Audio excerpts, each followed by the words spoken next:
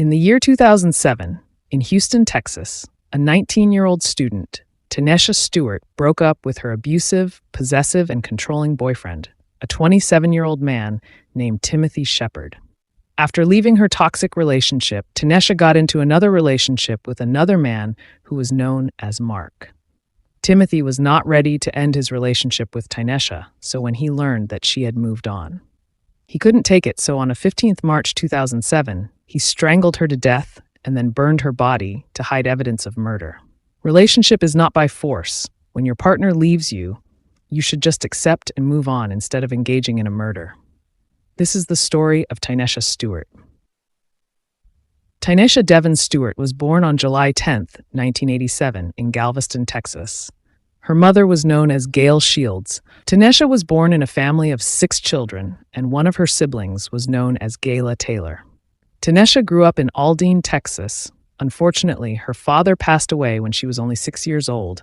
Therefore, she was raised by a single mother. During her teenage years, she joined Nimitz High School, where she was very intelligent and determined. She always performed well in her studies, and she also took part in extracurricular activities like sports, where she managed the girls' basketball team. But more interestingly, she was also working part-time at a Pizza Hut, a job she did for almost 4 years. At the age of 16 years, while still in junior high school, she met a 24-year-old man who was known as Timothy Shepard. Timothy also worked at the Pizza Hut, the same place where Tanesha was working part-time. The two clicked well, and they started dating despite their huge age difference. Their relationship was perfect at the start. However, later on, Timothy started to develop a controlling behavior towards Tanesha. As time went by, his controlling behavior escalated, and he even became jealous and possessive, a sign that his behaviors had become more worse and the relationship had become toxic. She continued with their relationship, but she never let it affect her studies. When Tanesha graduated from high school, she was in the top 10% of her class, and in the year 2005, she won a highly competitive scholarship after being among the 15 students who were selected out of the hundreds applicants. After receiving scholarship, she joined Texas A&M University, where she studied civil and chemical engineering. College life opened her world, and she realized that she didn't deserve to stay with her abusive and controlling boyfriend, so she broke up with Timothy. However, Timothy did not want their relationship to end, so he continued with his controlling behaviors towards Tanesha. He called her dormitory and cell phone multiple times a day. During their conversations, they often argued a lot. Timothy constantly called her, and this became a huge burden to her. However, she had made her decision that she didn't want to be with Timothy anymore. After her first semester, she returned home. She became more social, and it was at that time that she met another man who was known as Mark.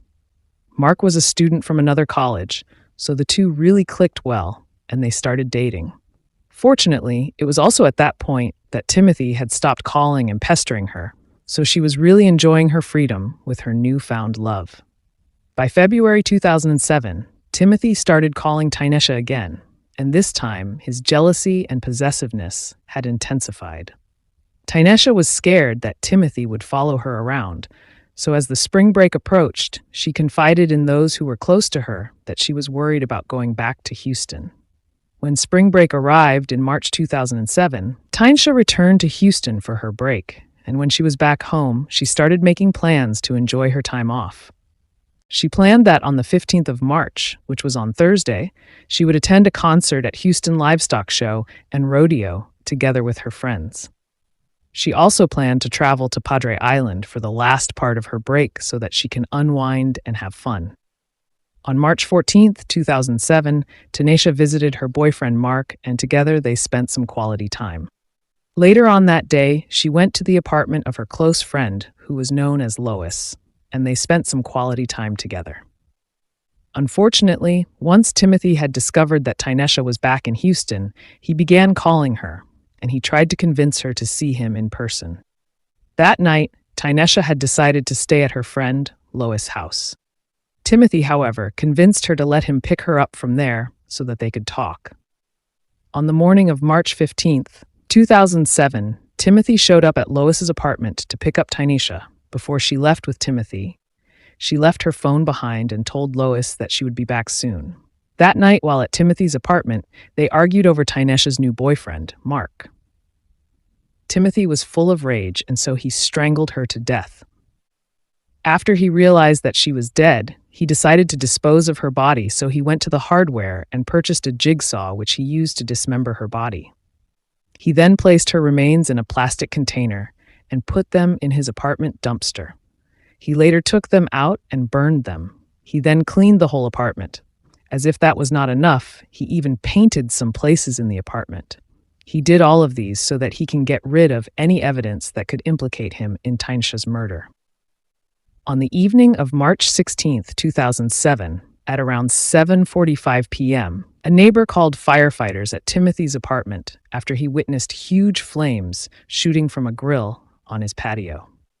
The fire was so intense that it nearly set the balcony roof ablaze, making the neighbor to worry that the entire complex could catch on fire. By the time the firefighters arrived at Timothy's apartment, the flames were under control. They knocked on Timothy's door, and Timothy, who got confused, went to see who was at his doorstep. He met the firefighters, and after a few conversations with him, they insisted on entering inside his apartment to ensure that there was no more danger. At first, Timothy was reluctant, but he eventually let them in. The firefighters inspected the apartment and found no immediate signs of trouble, except for some oddities. In the bathtub, they spotted pieces of meat, including rib bones, floating in water. In the kitchen, there were charred remnants of what appeared to be meat on the stove.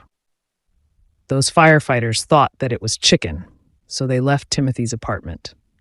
Tynesha hadn't showed up for the concert, and her friend, Lois, got worried. But because she had left her phone at her place, she decided to reach out to her family to see if they had heard from her. Tanesha's youngest sister told Lois that she had spoken with Tanesha around noon that day, and she informed her that she was with Timothy, so that was the last time the family had heard from Tanesha. As hours passed with no sign of her, worry quickly turned into panic. None of her friends had seen or heard from her since the morning of 15th March, and she also had no phone, so they couldn't contact her. All they knew was that Timothy was the last person to have seen her. Therefore, on the 19th March 2007, Tanesha's mother contacted the Houston police to report her daughter missing.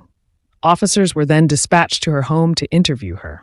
Once they arrived, she told them what she knew about her daughter's disappearance and that Timothy was the last person to be with her. She told them about Timothy's history of controlling and abusing her daughter. After learning about Timothy, the officers were accompanied to Timothy's apartment by Tanesha's mother and Lois, who was Tanesha's close friend. When they arrived there, the officers interviewed Timothy so that they could find out what he knows about Tanesha's whereabouts. Timothy said that he was with Tynesha in his apartment the previous Thursday, and they had an argument about her having a new boyfriend. He added that Tanesha then angrily walked away from his apartment thereafter. The officers then looked around, and they discovered that his apartment was messy. They again discovered an area of the wall that had recently been painted over in white. On March 20th, 2007, a search headquarters was set up at a local church. Cadaver dogs were brought in. Police and volunteers scoured the wooded area, which was around Timothy's apartment, for any sign of Tanesha. Unfortunately, they didn't find her. Sergeant Yvonne Cooper of the Harris County Sheriff's Department was dispatched to the church, and soon a crowd of people also gathered there. When Timothy arrived, there were growing tension among the crowd because they believed that Timothy was responsible for Tanesha's disappearance, since he was the last person to have seen her. Therefore, Sergeant Yvonne had to place him at the back of her patrol car due to security reasons. Sergeant Yvonne had to question Timothy again, since he was the last person to be with Tanesha. So he agreed to provide a written statement. However, when he was asked to consent to a search of his apartment and vehicle, he refused. So Sergeant Yvonne Cooper obtained keys to his apartment and car before transporting him to Harris County Sheriff's Department Homicide Division for further questioning. Sergeant Craig Clopton started interviewing Timothy at 8:30 p.m. and during the questioning, he finally agreed to allow authorities to search his apartment and vehicle. So that same evening, Sergeant Yvonne Cooper and two detectives conducted a search on his apartment. They discovered that several areas of the apartment had been freshly painted, particularly in the bathroom. Using presumptive blood tests, they found evidences in several areas behind the bathroom light switch, at the base of the toilet and along the edge of the bathtub, which showed that there was presence of blood there. As the investigations deepened, Jelous X, a well-known community activist and leader of the New Black Panthers, got involved in the case. He met with Tynesha's family and vowed to help bring answers in their daughter's murder. On March 21, 2007, during a meeting with the family, Jelous X received an unexpected phone call from Timothy. Timothy asked to meet him, and he agreed. Initially, the two met at a nearby motel. After they headed to Timothy's apartment together. Concerned that police may have planted listening devices, Timothy insisted that they talk in the bathroom. While inside the bathroom of his apartment, Jelous X asked him if he is sure that he doesn't know what happened to Tanesha. Timothy was hesitant for a moment, and instead of answering, he abruptly suggested that they leave the apartment and talk outside. As they walked through the complex, heading toward the tennis courts, Timothy's anxiety spilled over, and he suddenly said that they are going to kill him. He added by saying that they are going to give him death penalty. Jelous X tried to keep him calm by suggesting to him that he should call his attorney. Timothy did exactly that, and after a brief conversation with his lawyer, he seemed relaxed. He then made a decision to lead them to where he put Tanesha. Jelous X then contacted the sheriff's department, and Sergeant Miller was dispatched to meet up with them. He then joined Jelous X and Timothy in the car. They drove silently as Timothy guided them to another apartment complex. After arriving there, Timothy then directed them to the back of the complex, where a large dumpster sat near the edge of the lot. They all got out of the car and walked up to the dumpster. Jelous X then asked Timothy if that was the place he put Tanesha, and he agreed without any hesitation. Sergeant Miller then arrested Timothy Shepard and took him to the police station where he was photographed, and they took his statement of confessing to the murder of Tanesha Stewart. In his statement, he claimed that he killed Tanesha in an act of self-defense. He claimed that he confronted her about the fact that she was seeing someone else, and they got into an argument about it, and he ended up pushing her. He said that Tanesha then pulled a knife out and swung it at him, thereby cutting his finger. Timothy said that he was scared that she was going to stab him, so he grabbed her and strangled her to death. The police also spoke to Timothy's neighbors to see if they knew anything. The neighbors said that for 2 or 3 days straight, they were overwhelmed by the sharp stench of something burning, and the source of the odor was his apartment balcony. Heavy black smoke and flames poured from 2 barbecue grills where he had been cooking continuously, but the smell wasn't that of grilling meat. It smelled worse than burnt hair or tires. They added that day and night, Timothy worked on the patio. One of the neighbors said that they later on saw Timothy taking both grills to the dumpster. They also noted that even though the weather was cool, Timothy had his windows open, fans running inside, and his air conditioning blasting. They also observed a constant sound of running water for 2 days, along with the occasional hum of his garbage disposal, which would run for minutes at a time. While the police were searching the garbage disposal, they found human teeth and bone fragments. On the other patio, they found several burned bone fragments with jagged cut marks. In total, the police recovered 30 bone fragments. They took the teeth for DNA testing, and the DNA matched that of Tanesha Stewart. After Timothy had been held in Harris County Jail on a $250,000 bond, his trial began in October 2008. His defense attorney tried to argue that this was an act of self-defense, despite the fact that Tanesha was dismembered. But the evidence against Timothy was overwhelming, and the prosecution presented evidence that proved that this was not self-defense.